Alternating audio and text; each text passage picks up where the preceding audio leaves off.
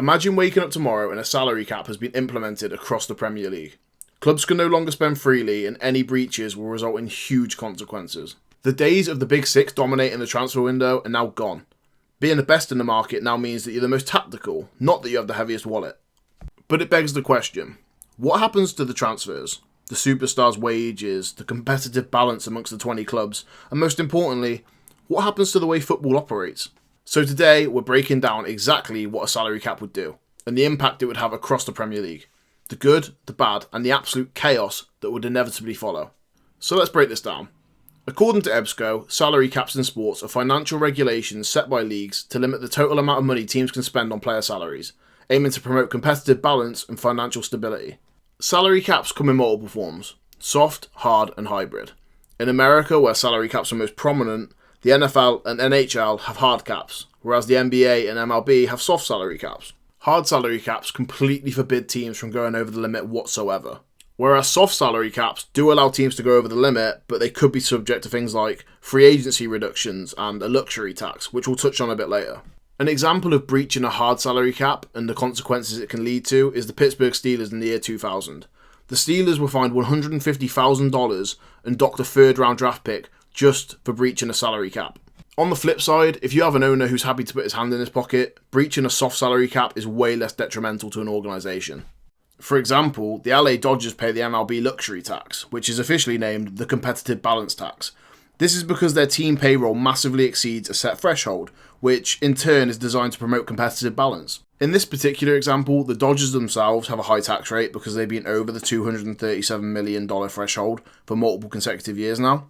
And because they're over this threshold significantly, it means they have to pay surcharges on their payroll. The CBT threshold itself is a specific payroll amount set by the MLB, and for 2024 the threshold was $237 million, but this amount does change annually. So why do some fans and even some executives think this is a good idea? Well, much of it is to do with the failures of FFP/PSR, which is meant to be the financial regulations in place in the Premier League and across English football. The original financial guidelines are in place to stop clubs from going under, and in the Premier League that simply does not happen anymore. There's too much money in broadcasting, merchandise and matchday revenue to allow a club of any size in the Premier League to go under. It's different in the EFL. We've seen examples like Bury and very nearly Sheffield Wednesday this year. But it is key to remember that clubs in the Premier League, it is extremely unlikely to find themselves in enough financial difficulty that they're going to essentially cease to exist anymore. Times have changed and the regulations haven't changed with them. Because the current financial regulations are still based on revenue per annum for clubs, it really protects the big six and doesn't allow smaller clubs to grow.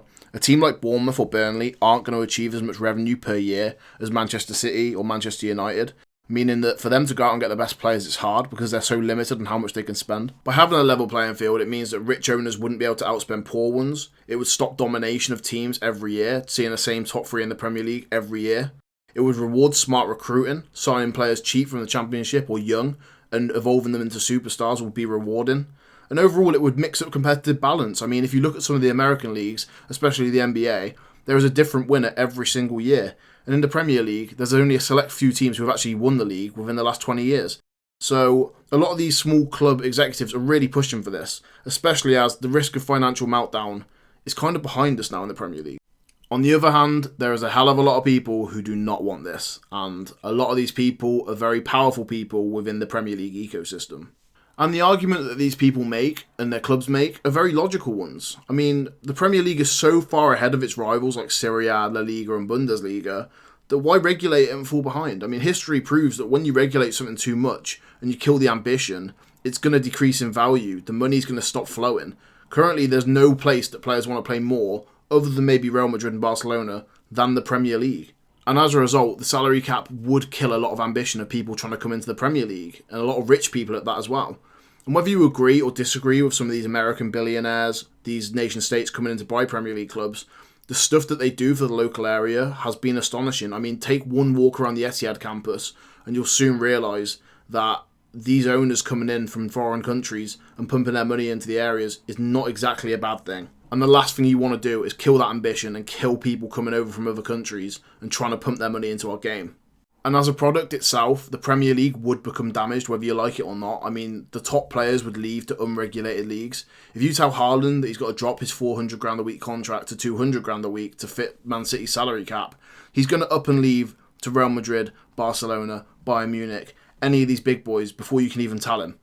So, do you want to risk killing the product, killing the attraction, the thing that makes billions of people watch the Premier League around the world day in, day out? I don't think that's a great risk, personally. This risk is even more prominent now that Saudi Arabia are in the game, because they have an endless pit of money and they're already pulling Premier League stars away from the league and away from European football by offering more wages. If you cap the Premier League, they would not be able to compete with Saudi Arabia, and you would see more and more and more players, top players, make their way to the Middle East. The real problem is wages are out of control. Premier League wages have increased by 2,811% since 1992 when the league was formed, compared with a general inflation rise of about 109% in the same period. In the 2018-19 season, the league's collective wage bill broke $3 billion for the first time in its history. But Premier League wages are not the only thing that's gone crazy.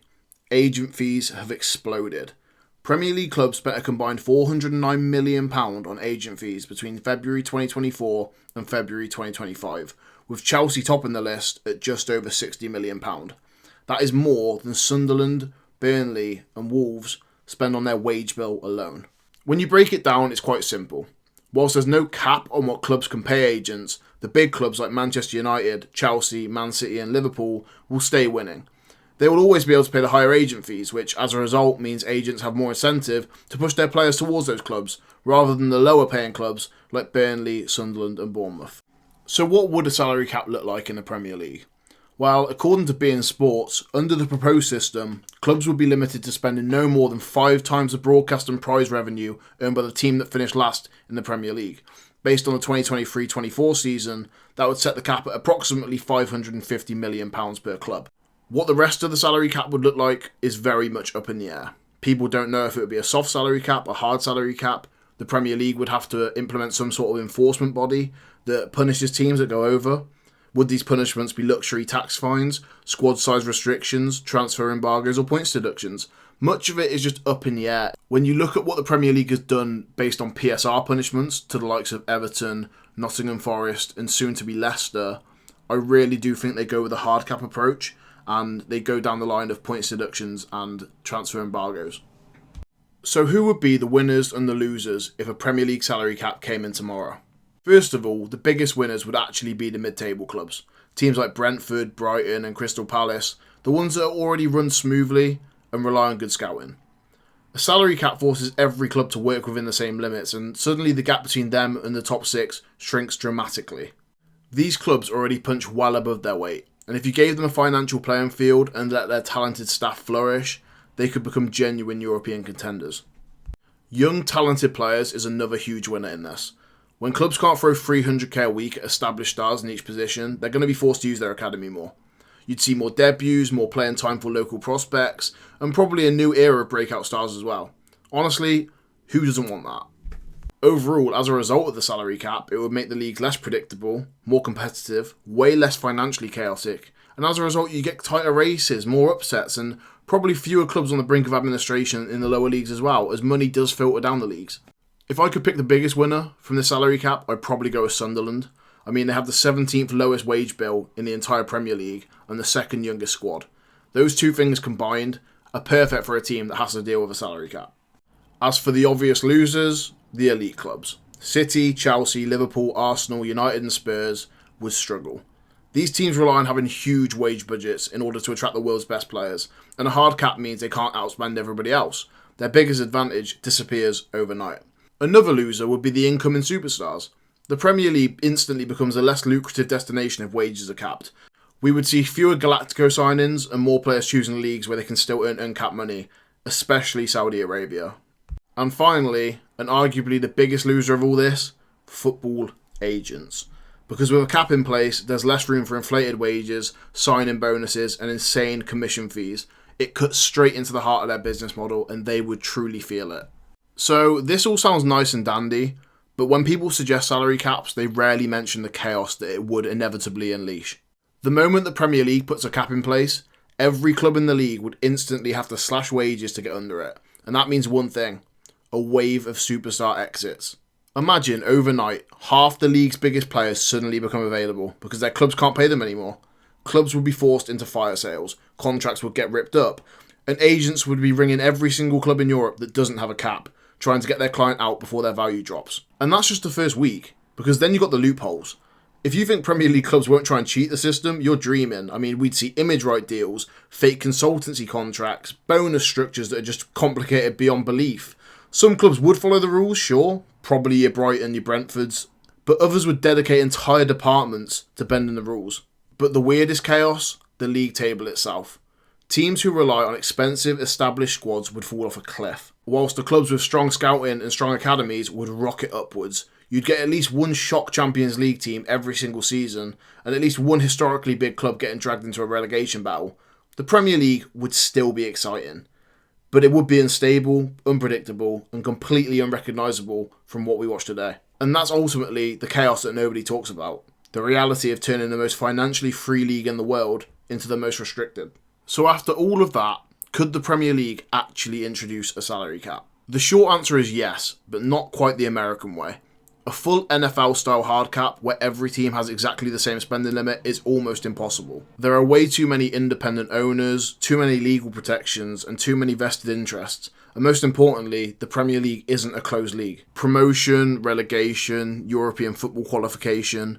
You simply can't force a newly promoted team and a Champions League giant to play under the identical wage restrictions without breaking the entire ecosystem. But here's where it does get interesting.